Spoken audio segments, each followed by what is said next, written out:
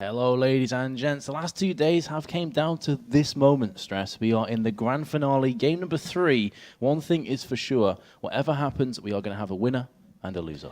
We are indeed, unless somehow we draw, which I don't think is actually possible. I've never seen it. But no, we are headed into game number 3 of our grand finals. It is a best of 3. Gamers 2 against SK Prime. We're into the picks and bans. I'm curious. Kale, warrant to ban? Well, that is a good question. I don't feel the champion is strong enough to ban at this point over Yasuo, LeBlanc, and Lulu. I think those are a higher priority, but Gamers 2 obviously feel like they don't want that Kayle in this game. Yeah, it was pretty devastating from Exile in that last game. In part due to the fact he got a double kill very early on around Wraiths, if you remember. Yes, Ocelot died to the Wraith camp. That double kill was pretty important at that point. That does let Elise through. It also lets through Lee Sin, Pantheon. Gragas was banned out in the previous game. Yeah. So there's a lot still available in this game. Yep, that is very true. So over to SK Prime now to decide what they want to go for. Gragas wasn't banned this time, was banned second game. Yep. Yeah, second game. For a second, I thought it was the first game. Nope, it's been a long weekend. It's okay. I got you back here, buddy. Ooh. Oh, it was Exile that ran you in mid, wasn't it? It was, and we weren't impressed. It didn't work too great. It didn't. I don't think that's the champion to pull out at this point, because that was the one game they lost. Yeah, it was indeed. I think Gragas is better. They ran, what was it? Yi, Evelyn, Aatrox. Yeah, it was an ambitious composition. It was a bit odd. This time they're going far more standard. Yeah. They've locked in Annie alongside Gragas. So nothing overly different yet. We may see something. Who knows? I want to see JWoww play Kha'Zix. I'm just going to say it. Yeah, it is open. It is very much available for him. Haven't so is seen Jax. it this weekend either. I wouldn't be too surprised, though, if we saw Trundle. No, for the I know. third game in a row. Or even maybe. Yeah, I think it depends on what SK pick. I wouldn't expect to see them lock in their top laner now. I'm expecting Thresh here. Thresh or Leona, yeah, I think, definitely. I'm expecting support plus either AD or maybe top. I would say support AD is probably... Thresh... Oh, I was going to say Thresh so Lucian, close. but I was wrong. It's Leona. Leona Lucian. Oh. Yeah. Still good. So close. Nearly. You picked nearly. It's one different. It's okay. I'll give you that one. But that's 50% wrong, which isn't really that close. It's okay. It's also 50% right. Yeah, exactly. Glass half full, glass half empty. Depends how you look at it. So AD for the other team, though. Probably going to be a Sivir here. We've seen a lot of Sivir. With Leona on the other side, I would struggle to see a Jinx, and I'd definitely struggle to see a Victor. I don't think it's going to be Victor. No, I don't think it is at all. I also don't think it's going to be an Urgot. Or I really feel it's going to be a Sivir here. Yeah. Caitlyn's the other option. Well, hello. Yeah, I know it may get locked. I mean, it's just another option. Very consistent, as with Sivir. They're pretty much at the same level of power, to be honest. True. Sivir isn't necessarily the greatest against Leona, but if you're comfortable with a champion, then you should definitely run it. I don't think there's any chance it's going to be an Ashe. Not in that sucks lane. Against Leona. Yeah, I was going to say, if there's one champion that's probably worse than Jinx, it's Ashe. Yeah, definitely. Caitlyn. So you actually called that one. Yeah, Shyvana as well over on this side. So we're not going to see JWoww unless I don't want to say it because it's not going to happen. Part of me is thinking it could be Shyvana jungle, and then they're waiting for a counter pick top lane, but that's not very likely. Could happen.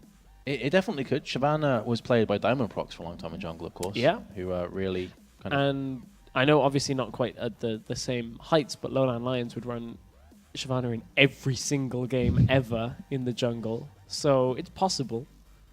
It is. It's not out of the realms of possibility, but I would expect it top. Yeah, I expect it top. It's a consistent pick to go top lane and is far stronger in the top lane as well. So what we're looking for now is mid and AD. Sorry, not mid and AD. Mid and top lane. It's probably going to be a Trundle here. Yep, there we go. And Nidalee Ocelot has played before in this tournament. We've seen his big spears landing on Nidalee. Big damage coming from them. That's got locked in here.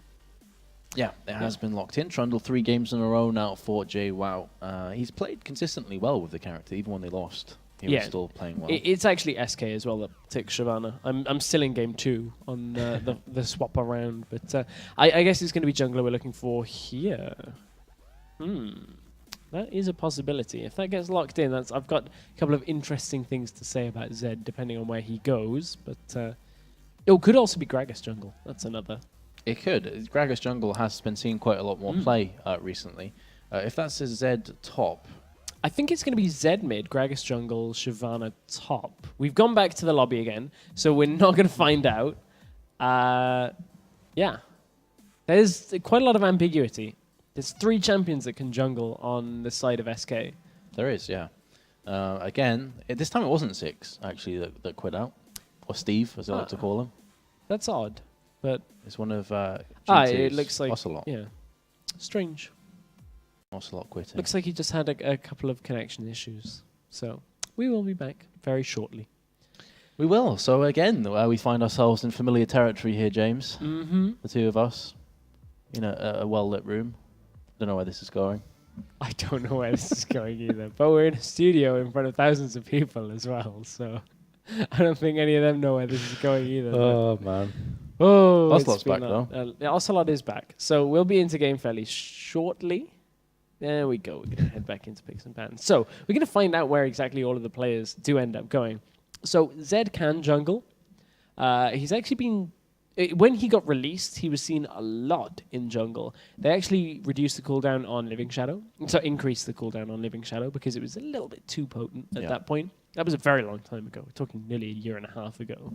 Cool, I feel old saying that. However, recently, he's come back into solo queue jungle on Challenger level Diamond 1. Yeah. So it's possible. It's very unlikely because it does have some limitations. So I'm more expecting Zed in the mid lane, Shyvana in the top, Gragas in the jungle, which is something we've seen quite a bit.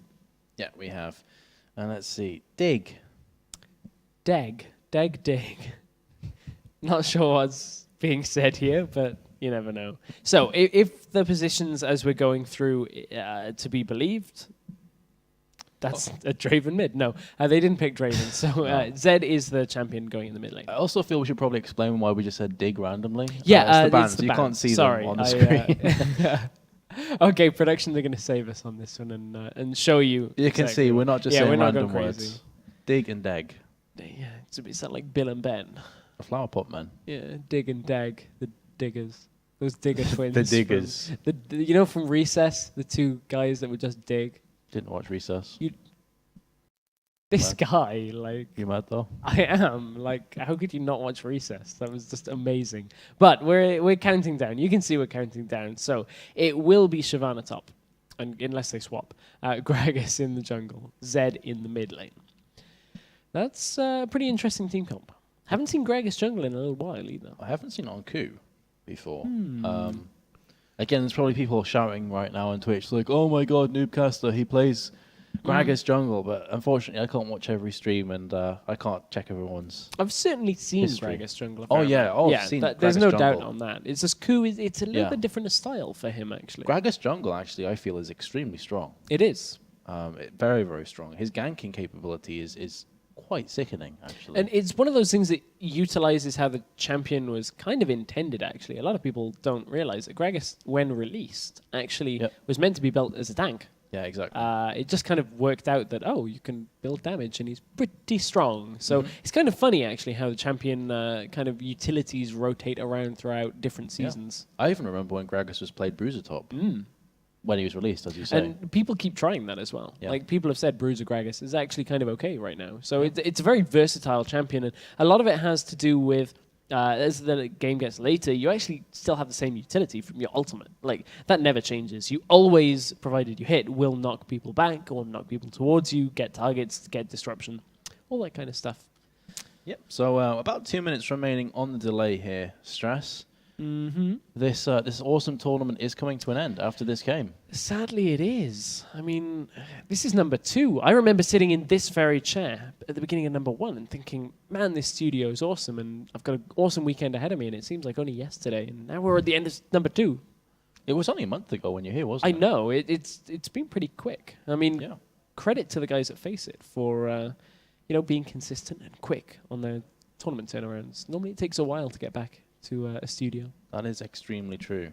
And hopefully it won't be too long before the next one, number 3. Yeah, of course. Thank you to them for supporting the Challenger League as well. Yeah. Because, I mean, honestly, the more tournaments we've got, the better it is. Exactly. The teams get more, practice playing in a competitive format. They get more exposure as well. And that's a really important thing. And, of course, we get to spend time working together. Yeah, wow. I said working. Got all romantic on me. I know. I'm sorry. But regardless, though, I completely agree with what you're saying. I mean, these tournaments are huge for the Challenger scene. They give some spotlight to players that ordinarily wouldn't get one. Yeah. And, it's just awesome, honestly. Ninjas in Pajamas, unfortunately, we'd have loved to have seen They've them had get enough further. spotlight. Yeah, we would like to have seen them got further in the tournament, but the way it turned out, it was just awesome regardless. Yeah, I mean, the games have been fantastic as well. That's another big point. So, yeah, thank you to our friends at FACEIT and Overwolf for putting on the tournament. Last little plugs. If you're not sure what FACEIT is, make sure you sign up on FACEIT.com. And you can play some competitive games against people of your own skill level. That's the biggest point is you're not going to be getting crushed by some challengers. You wouldn't get crushed anyway by challengers. You'd beat all of the challenger teams, but it's even easier because you're going to be against the people that supposedly are your skill level, but The thing is, you say that, but if you ever look at Twitch chat, everyone thinks that they're better than challenger teams. Exactly, but that's what I mean is if you're better than challenger teams and you got to go against people that are just bronze because you're stuck. You're better than bronze. You're like silver, gold, kind of platinum. You're good enough to be there, right? So you're playing against these lowly bronze guys and you can beat them 1v1 because they always say 1v1 me.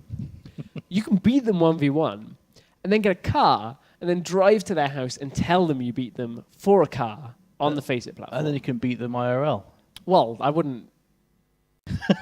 I don't condone violence. I mean, you've won the car. Is that not enough? You drive up in your nice, I think it's a Fiat 500, or at least supposed to it is. And those you drive are the best up challenges, though. It is. I'm being told it is a Fiat 500, so, I know my car's great. Sweet. But, Nice. you just drive up, you park up, and I'm getting images that, you're just, like, honking the horn, road rage. You're just, like, yelling at somebody because you just won a car because you beat them in a 1v1. Those are the weirdest challenges, though, when people say 1v1 me IRL. I know. You're getting a bit heated over a game, aren't you? Well, if you got a car, you're going to win that one.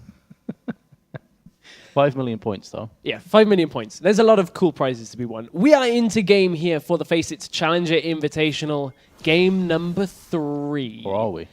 Pause number 6. And counting. Yeah, and counting. Hopefully this one will be a short one, as some have been short pauses, some have been slightly longer pauses. So, you're stuck with us again. Sorry, guys. Funnily enough, this is the only series that we've had pauses in every game for. There's more than one pause in a game. Yeah. So we've done fairly well. I blame you again, because you said earlier, hopefully we don't have any more pauses, or you said something to that effect. How is that my fault? Hopefully we don't have pauses. You jinxed it, because the other day you said, I hope that this day can't get any worse. Yeah. And then this kind of explains, because I know chat was saying earlier about, normally when you see an esports production, there's jackets. Yeah. A lot of, we all look like we've come from Milan Fashion Week. Unfortunately, this week, Vince has had a couple of days that have been somewhat tumultuous. Nightmare is the word Bit I'd of a use. nightmare. So I actually saw a comment in Twitch chat that made me laugh. WTF is this guy just came from his mother's basement, at least get a shirt. And I was like, I lost my luggage, dude. Yep. What can I do? After being in a car crash as well. So Yeah. it's one of those things. I'm borrowing someone else's shirt. It doesn't fit me. It's okay. There's a little bit of an explanation, but it looks like we are into game here for our grand final game. Yes, we are. This is the last time that we're going to be jumping on the Rift here, Stress. It's been an awesome tournament, and whoever wins this game is going to be taking home $1,000. Second place still isn't out of the money. $500 to them.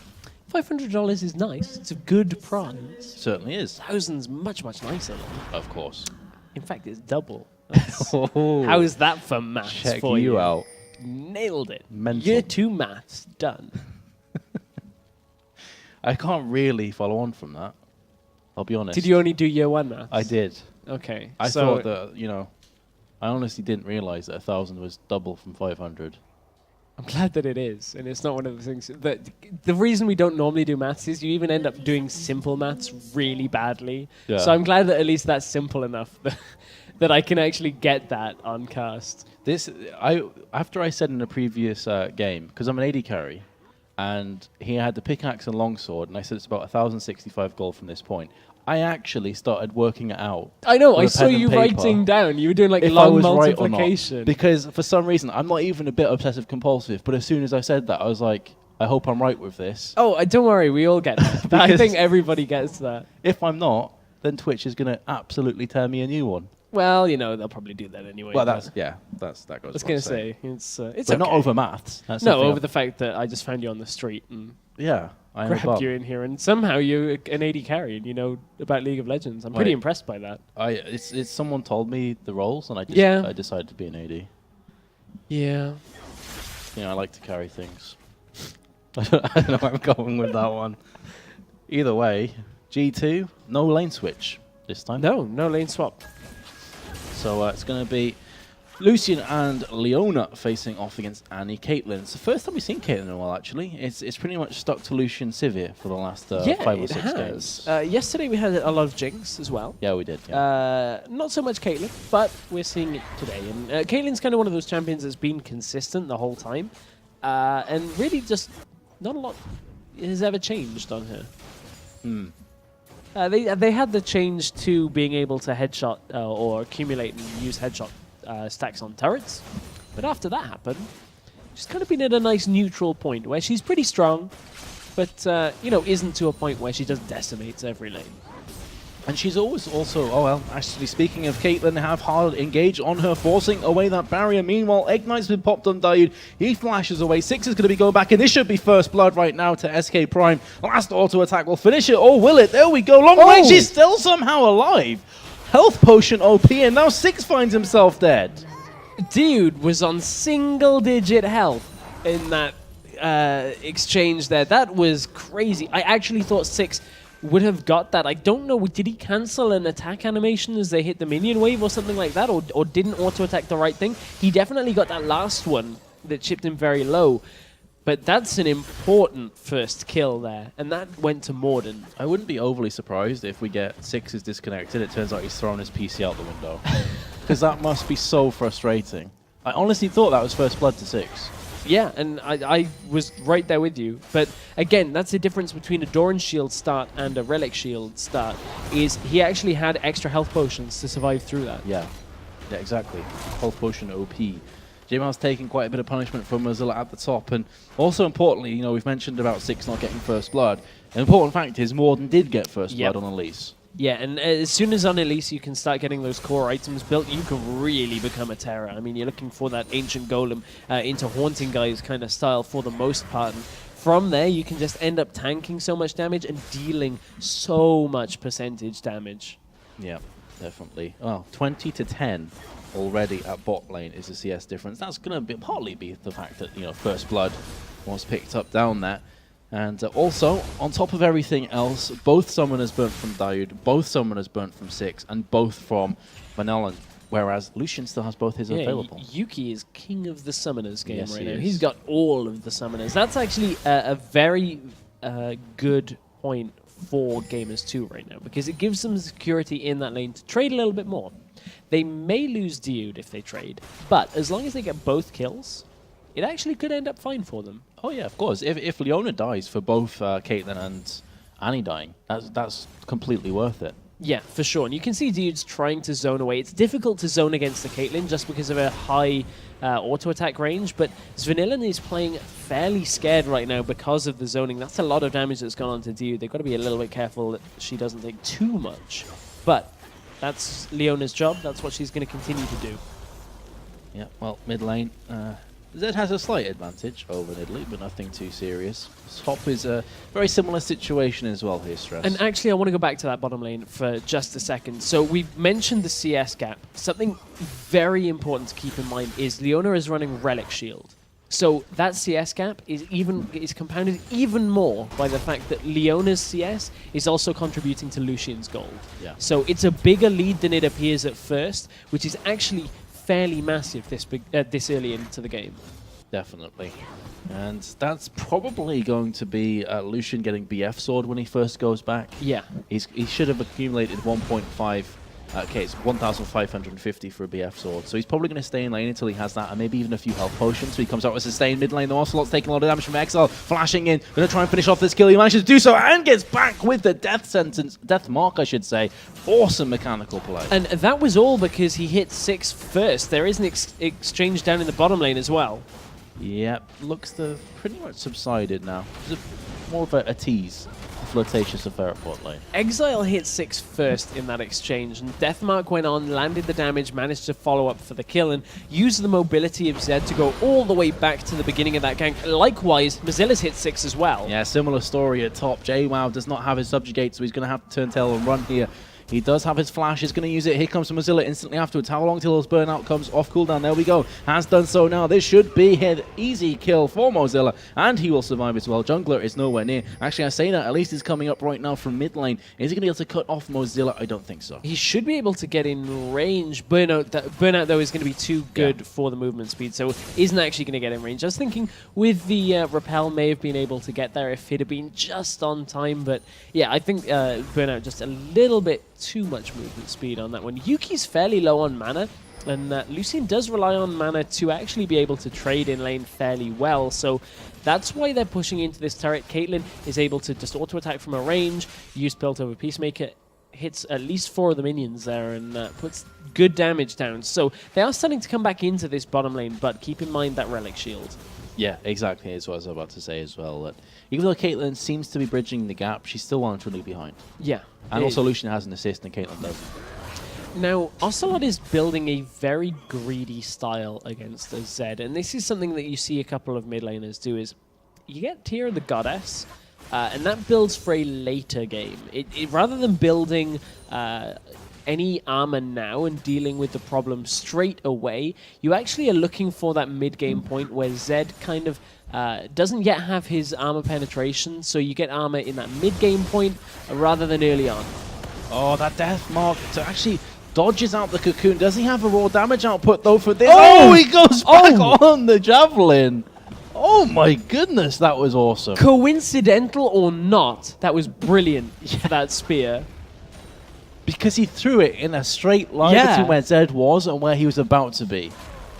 That reminded me of one of which movie was it? The one with Vin Diesel in. What, Riddick? Yeah, Riddick, when he kills the Necromonger guy. I've not actually watched Riddick, but thanks for spoiling it for me and anybody else that hasn't. I didn't actually say when, though. Oh, okay, good. I'm just glad that we know the movie and the character and who dies. But or which one? Thanks. There's loads of them. There's an army of them. Bot lane, though, that is going to be 6 dying. Less time spoiling movies, more time casting it wasn't the game even for the recent one. Well, you know, I don't even care. It's... And there's like a whole army of them. 6 died in the bottom lane. I'm just moving off this point. 6 died in the bottom lane there. That's going to allow gamers to take a little bit of a lead in this game. They're only 700 gold up.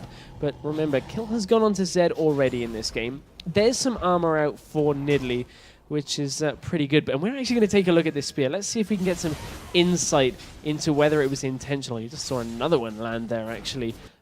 On the middle. So here's the engage. Cocoon didn't quite land, and Ocelot backs away. He's... Oh, I think tell. that was coincidental. I think it was just kind of fortunate. Yeah. I think so. I think it was, but I know I'm going to be smashed upon the head by It was Twitch impressive. Chat. It was. Nevertheless. The thing is, even though I'm saying that, that's from my scrub point of view, right? Ocelot may know this is where he deathmarked from, this is where he's going to be. If I throw it now, I'm going to kill him whatever happens. Because Maybe. if he was still stood there, Javelin would have killed him. Bot lane, no. Big engage on Daoud, going to be turning this one around. Vanilla trying to do his best, and now the Cullen comes in from the side, mainly hitting Ku, who of course is the jungler. And now Yuki is going to back away. Here comes the ace in the hole. Good guy Daoud will block that out for his AD carry. That was a 3v2, and here comes Morden into the bottom lane. They're not going to be able to get anything because SK are very smartly backing away from this one. So that's going to kind of call an end to that bottom lane engage. But with Gragas backing, this kind of opens up the area for Dragon, and Elise is a champion that can solo Dragon. As long as she's not seen, He's going to cross the ward. If he repels over that, he will be on vision. No, they pinged him. Okay. Elise can solo Dragon because of the percentage damage, and you can allow Spiderlings to tank the Baron aggro. You can actually take Baron down pretty quickly. Yep. Well, the thing is, before with the Ocelot Javelin, what do you think about it? Do you think it was intentional? Or? I'm going to give Ocelot the benefit of the doubt and say it was an awesome play. Right. It was either way. I know. That was just a cop out. Sat right on the fence. Yep. Not like that, James. Mozilla is chasing on towards he's not even chasing. But there's a push in the middle lane. Not even chasing, backing away. Push on middle lane is correct, though. Zed and also Gragas, by the looks of things, are going to be going down the mid lane, but they are going to be met with stiff opposition from Ocelot and also Morden. Dragon's still available here. As they haven't found the position yet to do Dragon. As we said, Morden is available to do it at some point. Has the Spirit of the Ancient Golem finished, has had that for a while. I wonder how that Tear of the Goddess is actually stacking up on Nidalee. It normally would be done about the 25-minute mark, so not expecting it too stacked yet, but Ocelot with that armor can survive a little bit more of Exile's damage that's going to come out here. But Ocelot's got to be careful taking too much damage from those shurikens. Yeah, and Zhonya's Hourglass is always an integral item against Zed. For the same reason that Intervention counters him from Kayle, Zhonya's Hourglass is exactly the same deal. Yeah, now it's actually SK Prime that are going to converge for this Dragon. They're going to pull it out to try and deny any kind of steal, but they're standing right on top of a ward. They are. It seems like their Spidey senses are tingling right now because they're backing on away. It seems like no one's too interested in sticking around. Ocelot just landed a spear on Exile as well. They've got to be careful they don't take too many of those spears, because even though he's not got a heck of a lot of AP right now in his kit, that tier is going to build towards Seraph, so he's going to get extra mana and therefore extra AP from that item. The longer this game goes, until it's stacked, and he's just going to get stronger and stronger. He'll get a Rabadon's, he'll get extra AP. And those spears are really going to start to hurt. And we've seen what he can do with his sieging potential with Nidalee. Yeah, definitely. At the moment, it's more like erosion. He's not going to burst you down. He's going to whittle away you over time. And as you say, Exile just needs to dodge out of them. He's got the Living Shadow, but he's going to have to be quite quick on the finger to stop himself from being hit by them. Regardless, though, when Nidalee next goes back to spawn, I think it's going to be a different kind of deal. Yeah, he's backing now. I wonder whether it's going to be the Zhonya's or whether it'll just be building towards Sorcerer's Shoes. It's going to be towards the Zhonya's then. I assume that will be. Means he's within 500 of actually finishing up that Zhonya's. I think that's a very smart option. JWoww is going to fall to Mozilla, who's playing very aggressive at the top lane. And JWoww can't really deal with that right now. 0-2. 2-0 Mozilla. And he's been... not even helped by his jungler. That's all solo. Yeah, which is kind of surprising. Typically, you don't see a lot of 1v1 kills. Ocelot takes a lot of damage from Exile. Spear doesn't land. So whereas before it was like a slow erosion, now it is going to start to be more of a blast. Because those javelins are going to start hurting, especially at max range. Yeah, especially. I mean, if you can just land one or two, that really does change the complexion of a push. So just a case of making sure they don't take them. Ocelot left alone to defend against two in the middle lane. It looks like Morden is going to come across, but is it too little too late here? It is. Yeah, tower has been dropped from SK Prime. Now going through mid. Zed doesn't want to overextend here because even though he doesn't know that Elise is around the red buff area, for all he knows, it's starting to come around the back.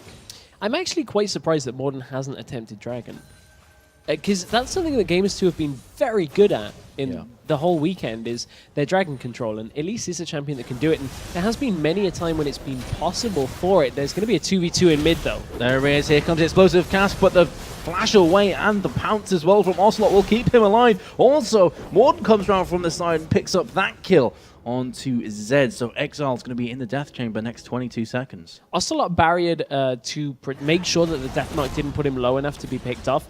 It wouldn't have been enough damage to kill him straight away, but any kind of follow-up could have been significant. But picking that up is going to give them a good platform to build from. Flashing out of the solar flare is 6. May very well get himself away. Double stun is going to save his life. Very well played. Yeah, just getting that incinerate stun really nicely placed. Now they're going to go for the dragon. Okay, that's it's, you know, this should be a fairly easy dragon to get down. I would have liked to have seen them go for it earlier, actually. Yeah, but they did manage to finally get it down at 16 minutes. Normally you see a dragon by 12, 15 minutes through.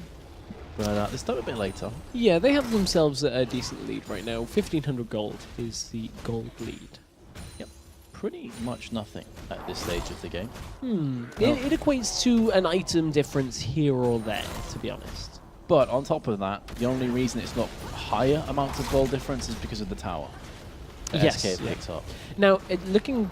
I was going to say at that bottom lane, but Ku is around in the top lane. Explosive Cask is available. Not going to happen. Maybe it will. Well, if they do go all in on JWoww here, Morden is going to be able to just pop in, potentially Cocoon underneath this tower. There we go. That's exactly what has happened. JWoww going in as well. Mozilla will be Dragons descending away. Ignite ticking down, however. Is it going to be enough damage? Doesn't look like the Explosive Cask will just push Morden away. So we were talking about bot lane a little bit. Don't think I'm going to get the chance to make this... Oh... There we go. Okay. The jump over that wall is kind of difficult. Oh, he's gone back in again on Ocelot. Does he have enough heals to keep himself alive? No. Deathmark going back towards the blue buff. He's not able to escape. And correction, Ignite was not popped at top lane. It's now just come up for JWoww. That's actually really greedy play by Ocelot, and I'm very surprised because he's had that needlessly large rod for quite a while, and the recipe cost for Zhonya's Hourglass is only 500. He's had it for a good few minutes and didn't back to actually make that into Zhonya's Hourglass. Zhonya's would have saved his life there, as he would have blocked the damage from Deathmark.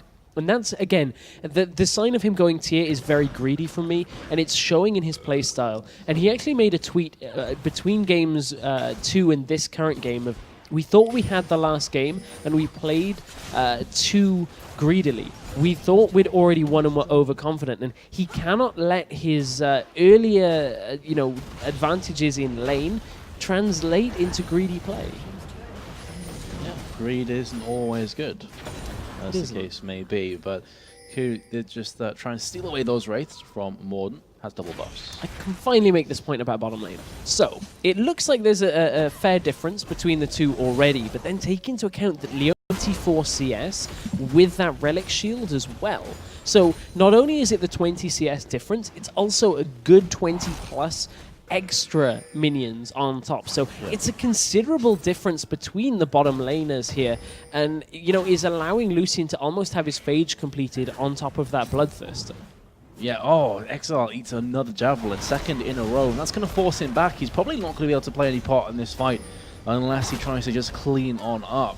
Solar Flare lands on 6, not the first time I've said that in this game, or indeed this weekend. He's going to be backing on away. Mord comes in again, double stun, but he's still getting chased down. Explosive Cask as well, courtesy of Ku. But still, Morden goes unstoppable. Ace in the hole comes out. Trundle flashing away to safety. Mozilla's going to be the brunt of the damage now. Double kill coming in for Morden. And this is one of the first times I've actually taken notice of this. Morden is now 6-0 in this game. That is an incredible stat line to have right now on an Elise jungle. It does, however, take kills away from some of his carries on the team that maybe would have been nicer to have on Lucian or Nidalee, but having 6 kills on an Elise is actually pretty good. You're going to get extra itemization to allow you to do damage, and that's going to allow you to take objectives such as Dragon and Baron even faster.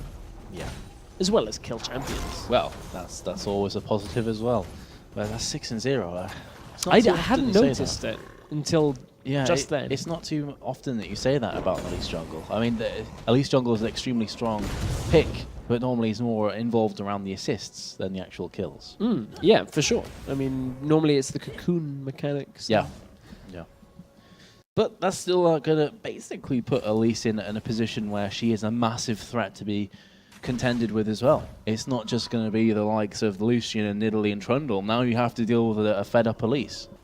Yeah, and Elise has a lot of damage. So does Jungle Gragas, actually. You can see Needlessly Large Rod was picked up previous to that last fight. That's why Explosive Cask actually did a fair amount of damage as well. It's a surprising amount for a jungler, but of course Needlessly Large Rod will provide a lot of AP in that situation. We're just seeing what Gamers 2 are going to do here. Oh, that spear. Yeah. If that had landed, that would have been painful. I was clinching then. I think 6 was too. Ooh, those spears are just kind of like warning shots for now. You can see that Ocelot's aim, though, is really good. It's just the range that's not quite there, which is nothing to do with him. Well, we saw earlier he missed the spear and still got the kill. Well, by hitting the spear. To be honest, the spear was avoided. It probably would have got the kill if he hadn't have Living Shadowed or used the second proc of the Death Mark. Yeah, so exactly. It was a good aim. It was. Even better aim when it actually got the kill. Ku just actually belly flopped the wall. Wanted to get close to the trees, I guess. I guess he's just... He is Oktoberfest Gragas, so maybe one too many beers. Yeah, that is very much the case. He's only got a drinking problem when he spills some, apparently. Yeah. So... He's going to keep a mid lane regardless. Javelin's coming out thick and fast. The trophy has been planted as well from JWoww. Dragon is up in 20 seconds, and you can already see that Gamers 2 are starting to make a move down there. Yeah, and I think SK are going to follow them as well. They can't really let objectives like Dragon go uncontested.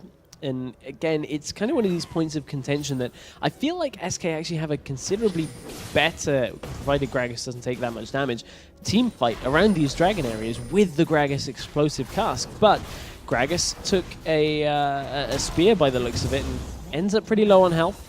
That's an uncontested Dragon, and it's going to be an uncontested tower as well. That's a lot of gold to swing in the favor of Gamers 2. Definitely, yeah. 2 objective swing in favor, and a Javelin as well, 50% off. Vanillan. Javelin sale. Yeah, exactly. And it looks like Caitlyn wants to buy some. Well, definitely got some, even if you didn't want any. Yep, but with the fact that you have Bloodthirster on Caitlyn is going to be able to just auto-attack her way back up to full HP. JWoww is finding himself the brunt of some of that alcoholic beverage. JWoww is a very inquisitive top laner. He always tries to find these paths through the side, and this will be a disengage, but JWoww seems to do that a lot. He finds these little pathways into the side, and it is a little bit more, as I said, inquisitive than other top laners who will just kind of play it safe. And it's one of the things that comes from his aggressive playstyle, is he's always looking to get more kills. Always. I love the way you term that, inquisitive top laner. Because that pretty much nails it, honestly, the way he plays. He's always looking for the next big thing. The problem is sometimes it gets him in trouble. And right now he is in trouble. Explosive Cask plus the Z equals death. But Trundle comes back and actually takes out Gragas. Now there's going to be a re-engage down here. 6 jumps away. And the Dragon's Descent used from Mozilla. Oh my goodness, the Solar Flare lands on the AD carry. This could be the green light. That being said, though, Zed takes down Leona. And this looks like the end of the Ruckus 2-for-1. The thing is, it's a 2-for-1, but Gamers 2 retain the pressure they have because of Nidalee. Nidalee is so good at sieging here that even with the disadvantage, Mozilla is going to get caught. Oh, and that is the strength 7-0. of a 6-0 Elise. She will now add another notch to the belt. Yeah, and it's surprising to see a team lose a team fight and stay in control of this. That's, I thought that was actually the middle turret going down, Top, but yeah. it was top. I was going to say, that would be why Yuki is tanking it up, but it is very low. They've got to be careful they don't overstay, but that's the byproduct of being an aggressive top laner, is you sometimes overstep. You're looking for those little pathways to get as much damage down as you can, or look for that entrance point into a team fight, and if the team reacts and catch you, you may be pretty tanky, but you will end up falling for it. Definitely. Even a Trundle. Yeah. If you get caught out of position, you've got a Gragas and Zed on top of you, you're going to go down pretty fast. Yeah, exactly. Like, Trundle's really good at dueling pretty much anybody 1v1, but bring in multiple members and you kind of start struggling. Yeah, definitely. And maybe just going to stop the inquisitiveness now of JWoww, and he's going to be a bit more relaxed and try and just stick with the team, because a couple times he's went around that same path, and I think he did it one too many times there. Yeah, that's what it is. He went to the well once too many and got punished for it. Now, that's a really interesting buy that you don't normally see on an Elise unless she's very ahead, and that is a needlessly large rod. Because typically, Elise doesn't scale amazingly well with flat AP. She obviously does magic damage, but the fact that she does percentage means that you really don't have to focus on building AP. Her kit kind of does that bit for you. So you just build penetration, you chunk through any kind of magic resist they have, and you deal a significant amount of damage. Now, they feel like Elise is so far ahead that you want that extra bonus damage on the abilities. Yeah, plus because she's taking so many of the kills, needs to give back to the team by killing people. But we do have a big engage around blue buff. Diode is taking the point. Javelin comes through, lands on to Annie there. JWoww from the backside, nice trophy. Isolating Mozilla from the rest of the team. Dragon's Descent is available, but hasn't been used just yet. And after a few ultimates were burned in the process, nobody falling down. There's really nice synergy, actually, between Trundle and Nidalee, because especially in these areas where they're very small engage areas, if you can pillar and funnel people through a really tight area, those spears are going to land very easily. Yeah. Very, very true. And that's kind of what we saw there, actually. They were being fired out from Ocelot while the trophy was planted. It was a really nice trophy, actually, from JWoww. I keep calling it the trophy. Was it the Pillar of Ice normally, but with that skin, it's not ice. It's Pillar of Trophy? Little Slugger Trundle. To be honest, and it's only because of how comical the old version of Little Slugger Trundle was, I kind of prefer the old one. Right, please. Sorry. Hey, look, the new skin's fantastic. Love the ice one. Yeah. I agree, actually, but you still have the option to pick the old one, don't you? Oh yeah, you do. But what I mean is like the actual. The little slugger I one. think it's Little Slugger that he's using here for the trophy. Yeah, He is, yeah. Yeah, very very comical. Then the other one is Traditional Trundle or original. I can't remember the actual name of it. It's the trash yard one or something. Oh, Junkyard. Junkyard, yeah. Trash yard. Trash yard. Wow. Either way, Kuhas came in with the explosive cask. Not quite hitting the mark, I'm sure. He was expecting to knock somebody back towards him, but as a result, he has to run away here. Morden is getting very close to being in range, but not quite able to do so as he body slams through the wall. And another thing about Elise's build is building towards Sunfire Cape as well. So that's going to deal even more damage, and of course that magic penetration that you have will amplify the Sunfire Cape damage, which is a very nice little side effect. So, this stage of the game, let's take stock of the situation here. Actually, hold that thought, because Ku just failed his body slam, gets hit with a javelin, has no flash, and Morden picks up his 8th kill. At some point, he's going to need to start giving them over to other people. Yeah, I kind of feel that one might have been nice to give away. Yeah. Don't think he needs that one. Eggs being put in one basket seems to be the term that comes to mind here. The thing is, spider's eggs actually... I'm not going there, because there's probably someone with arachnophobia that's like, spider's eggs. Vanilla does get himself caught out slightly there from Diode, I believe it was, and that's going to pretty much spell doom to this top tower. All I'm saying is the number of spiders that are returned from one egg is far, far greater than the number of chickens returned from one. So actually putting all your eggs in one basket efficiency might actually, yeah, you're holding thousands upon thousands of spiders. I really do apologize to whoever has arachnophobia and is now like clutching their chair.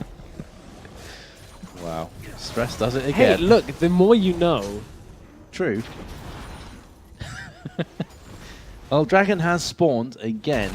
And JWoww with the trophy, just sticking it down. Also gives a bit of vision as well. It's important to mention that. So you can see how many players are making the move down to Dragon Pit. Yeah, Gamers 2, however, have kind of given away the position for this, mainly because they are in the position to actually throw spears into Exile and take him down to half health.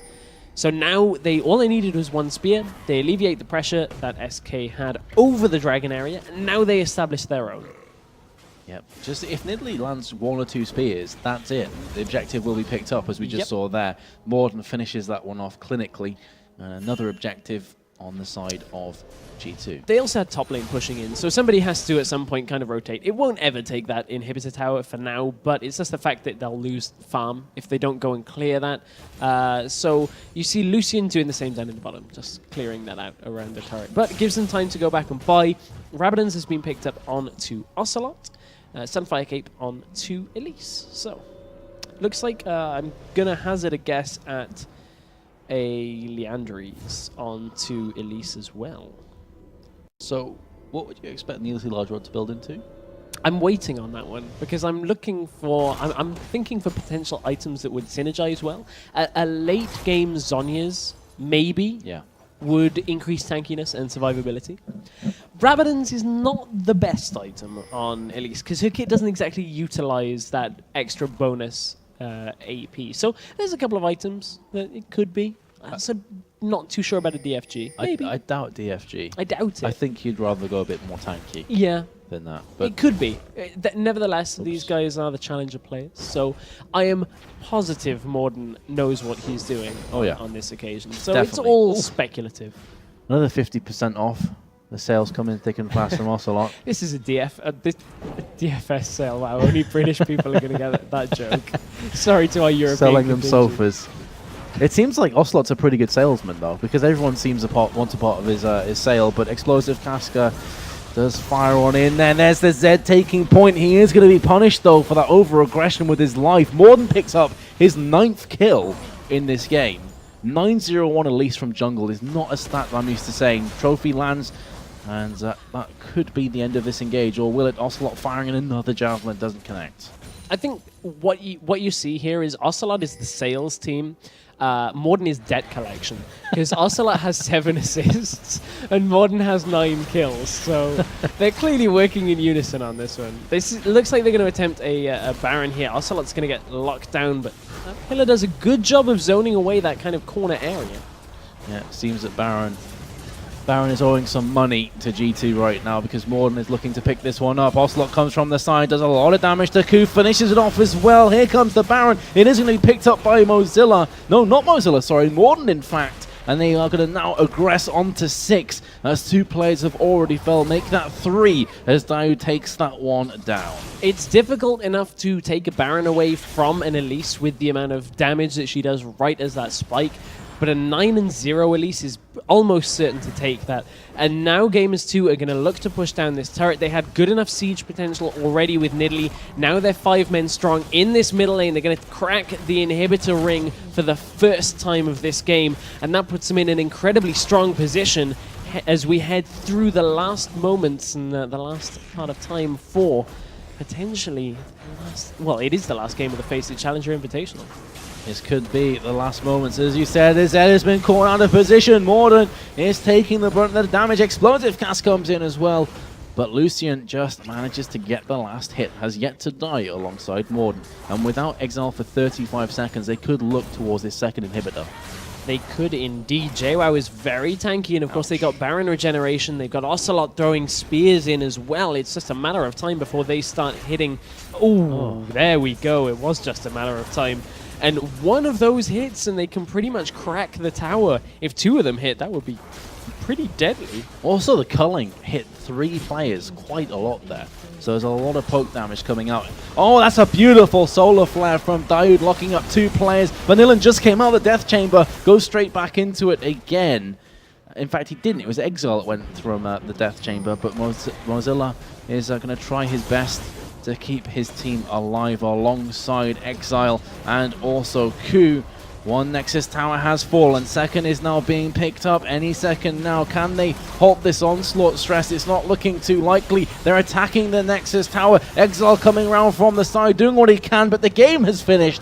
And the grand finale will go to Gamers 2 who take home the $1,000.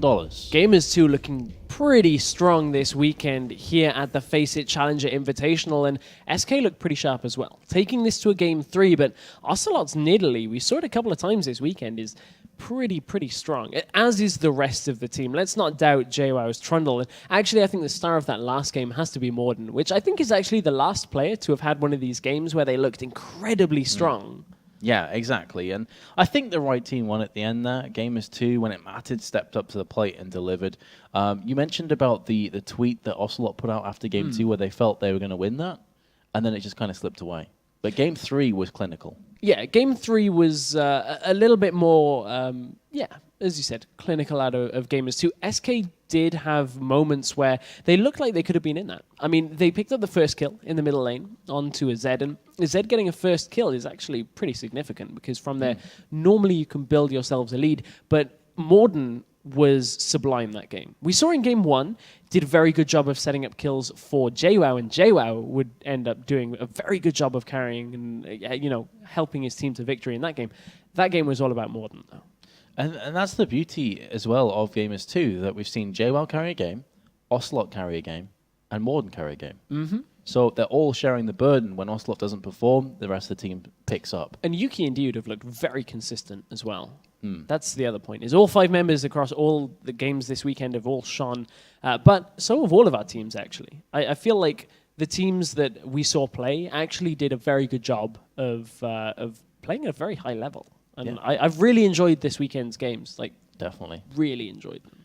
I think overall, that last game was not necessarily the best set of 3 that we've seen so far in the tournament, but it was certainly, in many ways, the most impressive, because some of the individual performances were off the charts in terms of what I've come to expect anyway. Yeah, and I think just that's something that we're seeing again and again here in Challenger, is the players are getting stronger and stronger every time we see them. And that's really just a testament to all of the tournaments that are put on and all the practice that the Challenger teams are doing, because Gamers 2 are looking strong. SK have looked strong. We look at Cloud9, who normally do look very strong. A little blip this weekend, you know.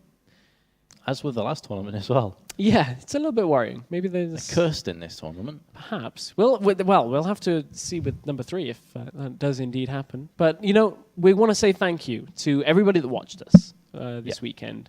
As we couldn't have done it without you guys. We also couldn't have done it without FACEIT and Overwolf. Big thank you to our sponsors here. Of course, FACEIT, if you're not aware, make sure you sign up on FACEIT.com. Play competitive games at your own skill level against, you know, people of your own skill level. Yep, Win 1v1s, 3v3s, 5v5s, as you say. You can win prizes. You get FACEIT points. You redeem them for mice, keyboards, headsets, or even a car. Yeah, or even a car. That is the big prize on FACEIT. So make sure you get yourself signed up to that. A couple of little bits to do. Follow the channel as well, because then you'll get all of our productions here from Twitch. So whether it's League of Legends or Counter-Strike or Quake that you enjoy, you'll get all of the content here from FACEIT. YouTube, where all the VODs are going to be. Yeah. FACEIT VODs on YouTube, and then Facebook and Twitter as well. Yeah, FACEIT it's just FACEIT, isn't it, yeah, on Twitter? FACEIT on Twitter. And FACEIT Community on Facebook. It is indeed. Now, it's the one time of the weekend where I'll ask you where people may be able to find some more information about you, Vince, if they wanted to follow your casting a little bit. If you want to follow me and my bum appearance for over the last 2 days, you can go ahead on Metuz TV at Twitter. How about yourself, Stress? It's luckily on screen as well. I am at Dignitas Stress on Twitter. So if you enjoyed our casting, I'm sure that we'll be casting more and more events as we head through the 2014 season. But we've had a great time here in Milan, Italy. Again, a big, big thank you to the guys at FACEIT, and thanks to our production as well for being awesome and saving my butt a couple of times all weekend by providing me the information I needed. He said you're welcome. Yeah, it's okay. Thank you guys for watching, and hopefully we'll be back very soon with some more content here from FACEIT for League of Legends. We have enjoyed our weekend. I've been James Stress O'Leary. He's been Vince Metuz Hill. We will be back very soon. Thank you very much for watching.